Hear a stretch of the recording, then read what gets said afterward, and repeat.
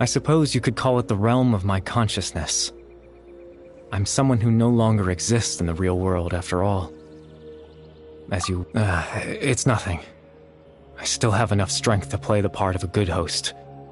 I've always hoped that I'd get the chance to talk to you like this, and now, the time has finally arrived.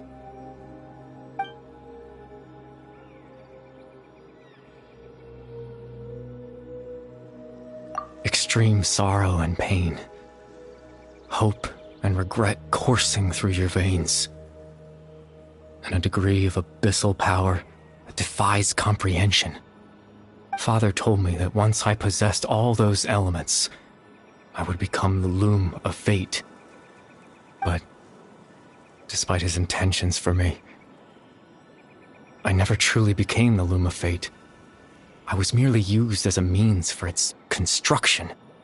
In truth, I died the moment I set everything in motion.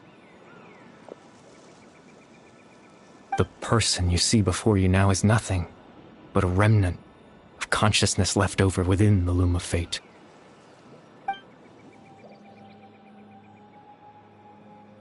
As for your question, the loom of fate is a device capable of weaving ley lines.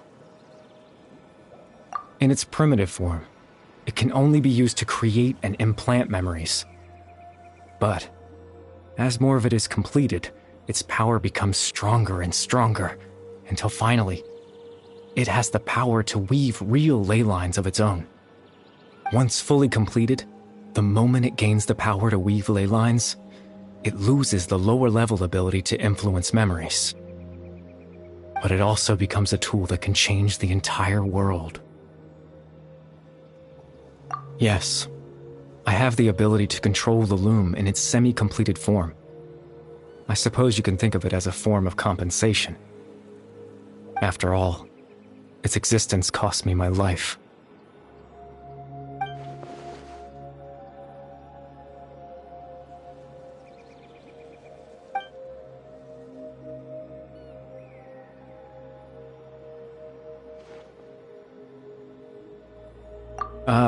That. I was wrong to implant those memories. I'm sorry I caused so much trouble. Not only for everyone in the village, but for you as well.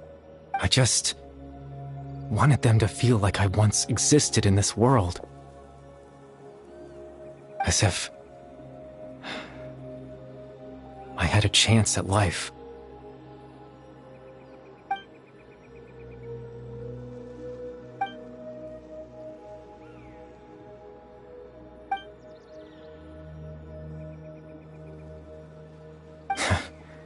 I know what you must be thinking. Why would I do something so meaningless? But I just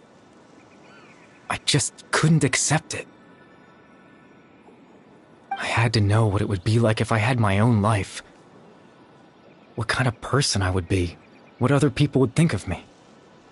Chief Amadea, Baram, Granny Jahit, Atosa.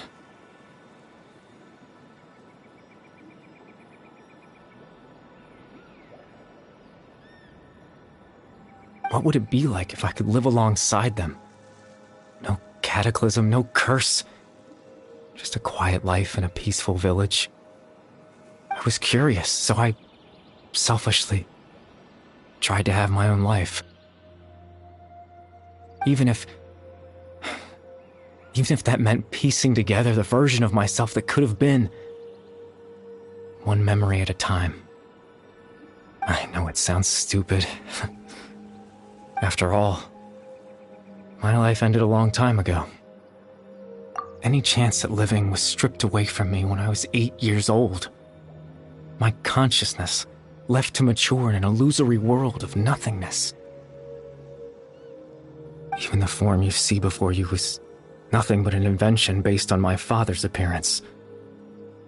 An imagined version of what I would look like if I had the chance to grow up.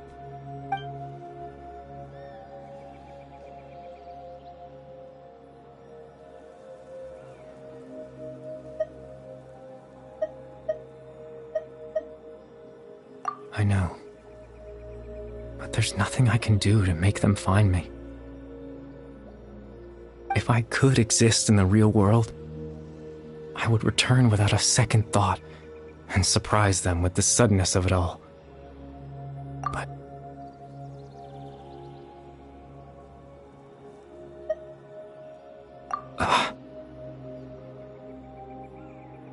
I know.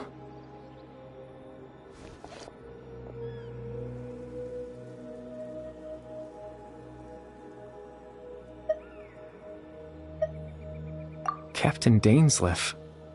Twilight Sword, you mean? No need to meet up with him. Things should already be settled on his end. Exactly. As someone who could only exist in people's memories, the fact that I'm able to talk to you in my consciousness like this can only mean one thing. The loom of fate has already been completed.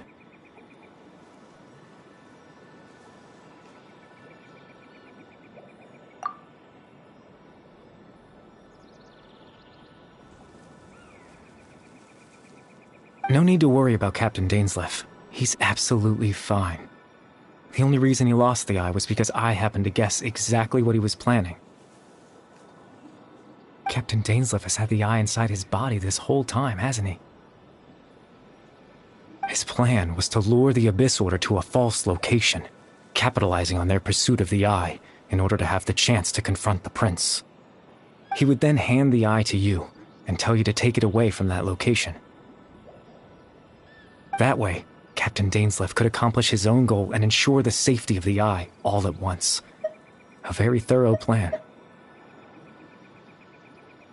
That's right, because in his mind, he had given it to you already.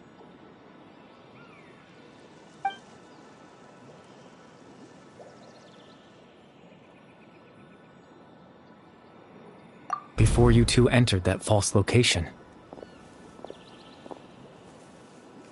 Traveler, wait.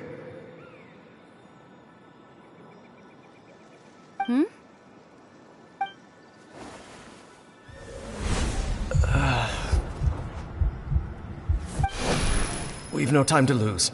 Let's head inside.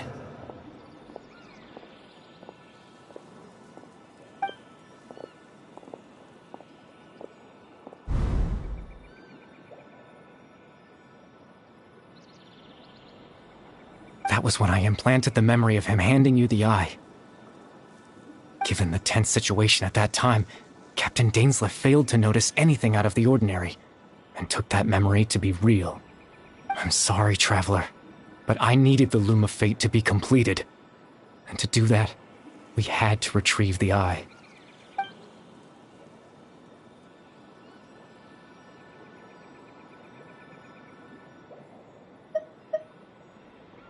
I promise I'm not trying to conceal anything from you, but I truly have no idea what the prince is planning. Tevat's ley line system is deeply entrenched in the planet. creating new ley lines can neither replace nor extend the ones that already exist. In the face of everything they could be planning, I fear I'm too insignificant to even get a glimpse of the bigger picture. In any case, I had my own use for the Loom of Fate, and my goal, at least, has been achieved. You remember my father, don't you? Clotar Alberic. I believe you saw him in your sibling's memory. After he used the power of the Abyss to restore consciousness to my hilichurl form, I suffered from an indescribable level of mental anguish. To comfort me, my father told me a story, that this was a fairy tale world where I had to take on the form of a little monster. That story managed to dispel my fears, even if just for a moment. My goal was simple: to use the Loom of Fate in its near-completed form, when its ability to create memories was at its strongest, to implant a specific memory into the minds of the hilichurls. In that memory, I would tell them a story, just like my father did for me. It was a story of fairy tales and love.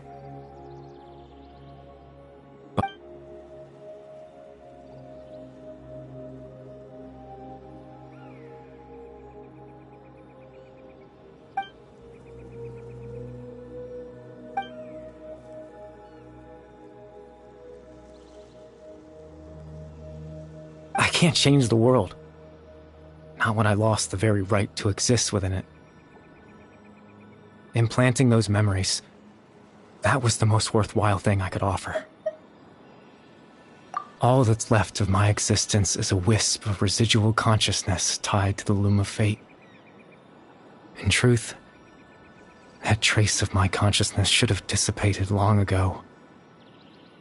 My goal was the one thing that allowed me to hold on all this time. But now, the bedtime story is finished. And it's finally time to rest.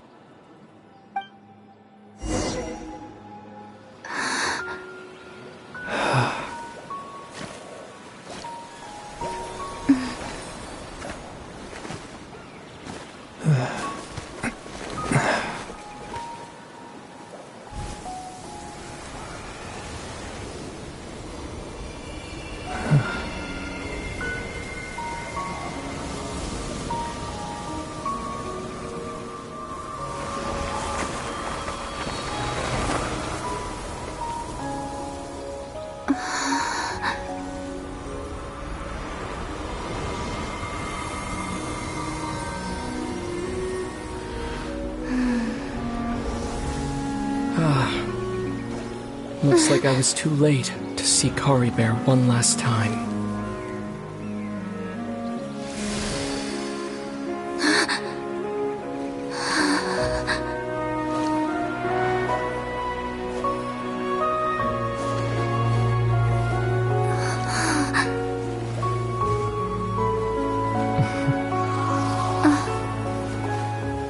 Kari Bear's consciousness is gone, and this space will soon disappear along with it.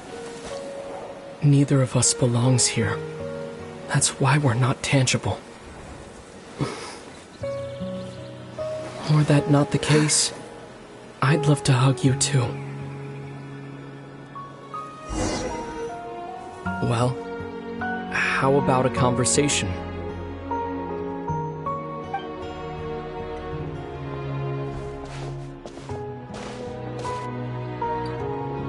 The chance to just stop and talk like this is certainly not easy to come by.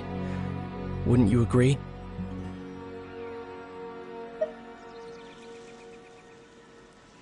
That battle earlier was tough. The one against Dane, I mean. I didn't expect that after everything, he would still hesitate to raise his sword against me.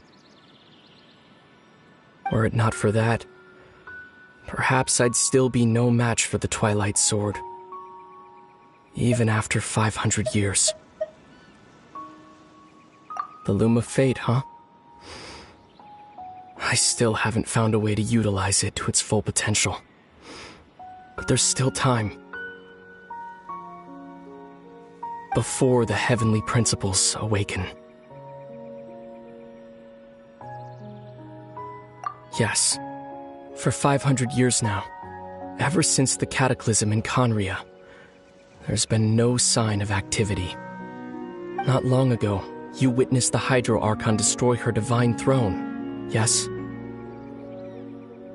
Such a flagrant disregard for the rules, and still Celestia took no action.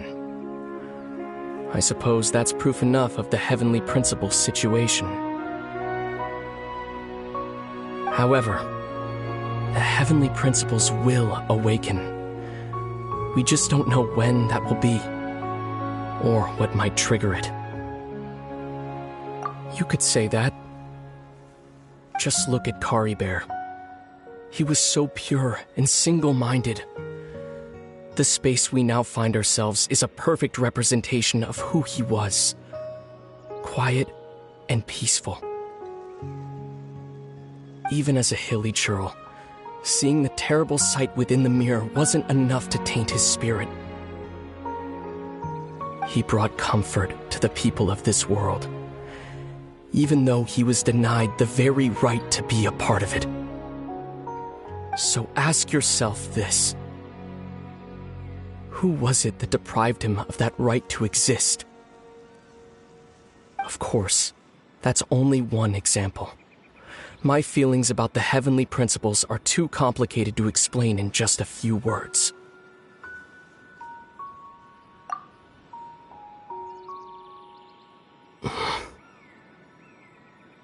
Lumine?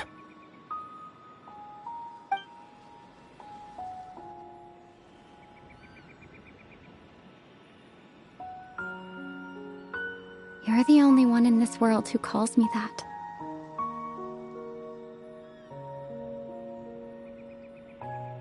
There's so much I wanted to ask you.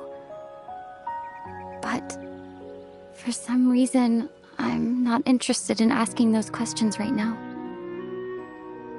There's just one thing I have to ask. One thing I could never understand. Why? Why can't we continue our journey together?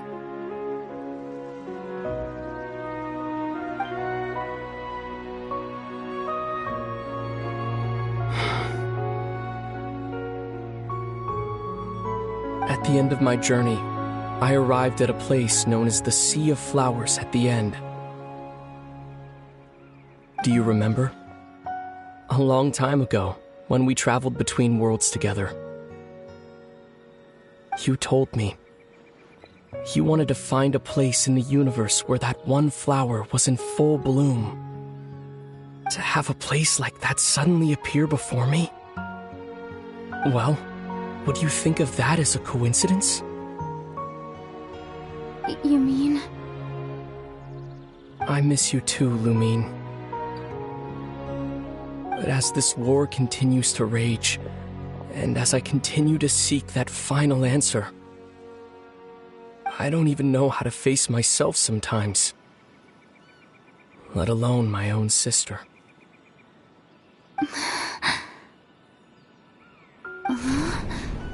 What's going on? This space has lost its tether. I doubt it'll be able to exist much longer.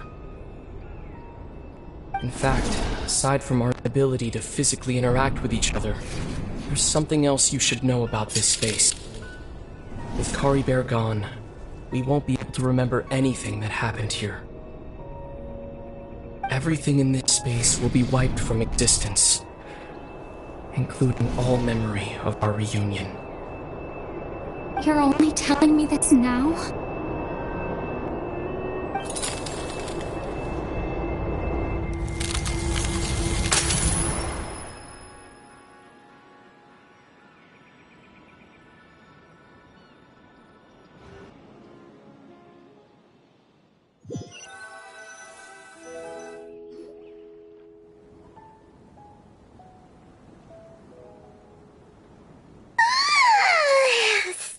so sleepy. Paimon's head feels all fuzzy. Oh, Paimon woke up a little earlier than you, so Paimon will fill you in. The villagers said that they saw us sleeping near the village yesterday. They couldn't wake us up no matter how hard they tried, so they decided to just bring us back here. Oh, and Dane came by just now. It looked like he was injured. He didn't say anything, though. Just made sure that you were all right and left. Kinda seemed like he had a lot on his mind, but that's Dane for ya. Let's think for a second. We were in that memory, and we saw that guy you called Kari Bear. He was the missing villager that we've been trying to find, right?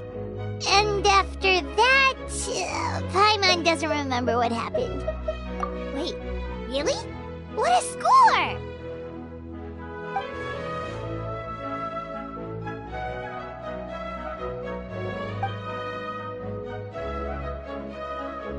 Well, what happened after that?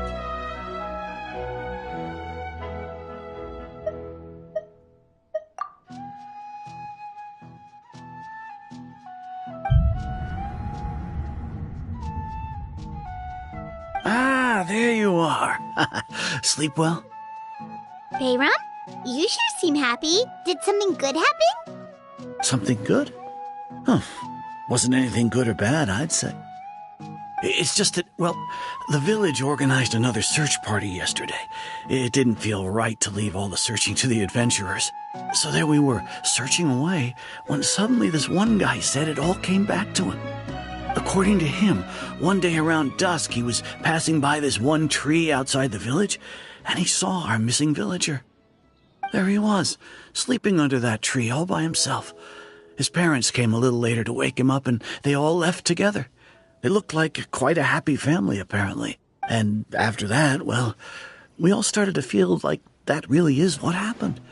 Kind of strange that we forgot all about it for so long.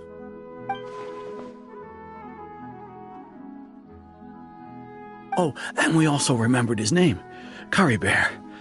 Now, that's not a name you hear every day. Would have been helpful if we remembered it sooner.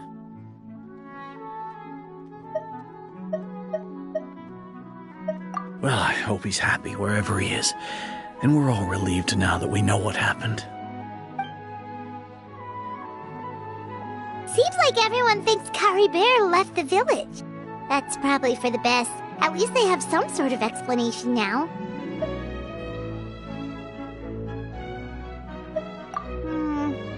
Paimon wonders how Atosa's doing. Maybe we should go check on her. If she hasn't remembered like everyone else, we can tell her what happened. Paimon didn't see her in the village just now, so she's probably at the tree. Come on, let's go talk to her.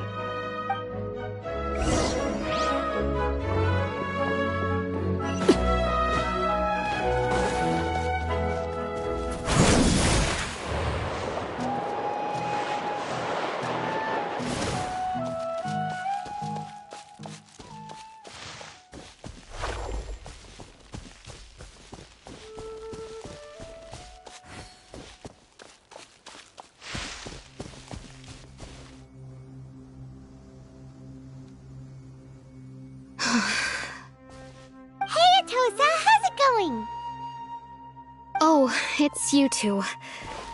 I was just about to go looking for you. I was part of the search party, so I remember what happened to Kari Bear now. Honestly, I just can't believe I forgot something so important. It's funny, but I have this feeling he told me the same thing. I just can't seem to remember when. I guess it doesn't really matter anyway. Life is made up of a series of memories. As long as I hold on to our time together, I'm just happy I got to meet him. So, who cares what happens in the future, right?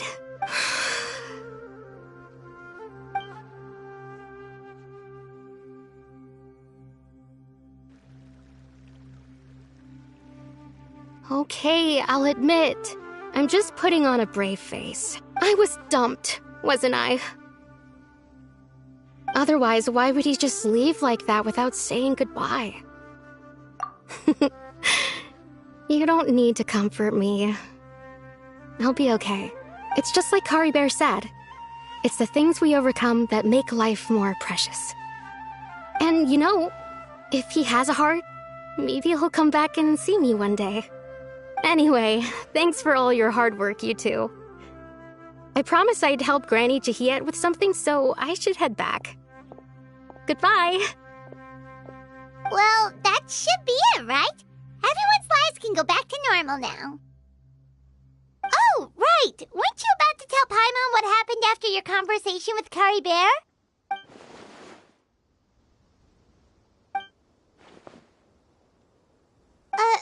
A picture?